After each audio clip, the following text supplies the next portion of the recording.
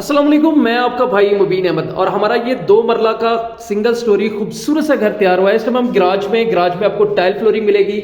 इसके अलावा एक खूबसूरत सा यहाँ पर आपको किचन मिलने वाला है जिसकी कैबिन क्वालिटी आपके सामने बड़ी ज़बरदस्त इंशाल्लाह यहाँ पर कैबिन इसके करके तैयार किए गए और रीजनेबल साइज का गराज मिल जाता है। सीलिंग के डिज़ाइन सिंपल से खूबसूरत से आपको इंशाल्लाह मिलने वाले हैं। और ये साथ में इस घर का लाउंज एरिया आ गया जहाँ पर आपको मीडिया वाल बड़ी खूबसूरत सी टाइल फ्लोरिंग बड़ी आला मिलेगी।